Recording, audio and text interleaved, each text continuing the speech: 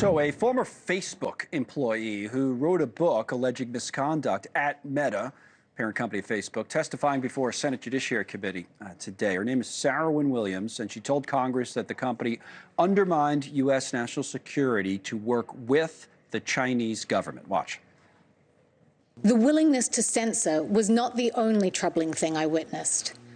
I watched as executives decided to provide the Chinese Communist Party with access to Meta user data, including that of Americans. Meta does not dispute these facts. They can't.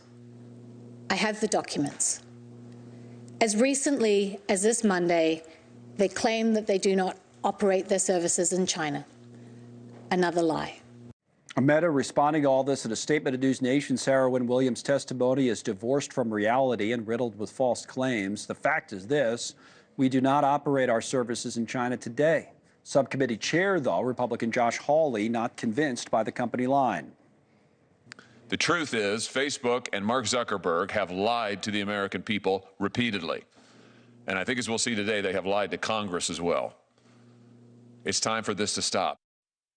All right, more on this. Let's bring Cory Johnson in. You know, he hosts the Drill Down podcasts. You've been on a lot lately, Cory. There's been so much going on in tech world. And I know this is an interesting one. I go back to times I've been to China and Facebook wouldn't work. And then now this whistleblower says they were working with China. What do you think of it? The testimony was damning. It was pretty intense. And, you know, the kids like to say she came with receipts, but she came with actual memos from Facebook, from her time at Facebook and now called Meta. And they were really damning. And they talked specifically about programs that Mark Zuckerberg was personally involved with to try to get their business into China and things they're willing to do with the Chinese government, the Chinese Communist Party, in order to get that business in China. So what stood out to you? Because, like I said, that was the thing for years that, you know, there is no Facebook in China. So Zuckerberg saw that billion people plus and says, I want this market, but did what? What was shady about it?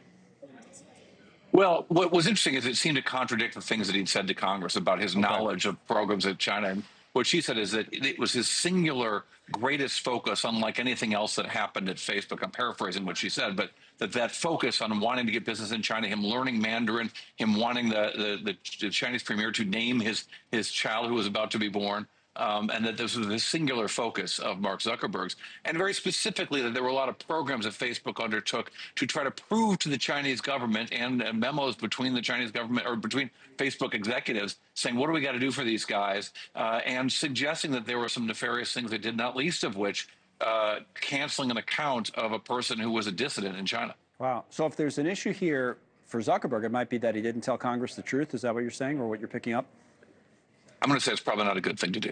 Probably not. Yeah, that's gotten some other people in some pretty big trouble, right? Hey, by the way, before we let you go, I said you've been on a lot and been talking tech a lot. Any quick thoughts on what we saw today with the pause and the tariffs? And you know, to me, it was the only move if you wanted to try to have a chance of avoiding recession. And Trump took a while to make it. He made it today. Thoughts? Yeah. I mean, it's obvious that a lot of the tariffs were not well considered. There were tariffs on countries that don't import anything to the United States. So these weren't careful. They weren't surgical. And yes, pausing them instead of ending them doesn't create the certainty that companies want when they're going to make plans, when they're going to hire, when they're going to spend.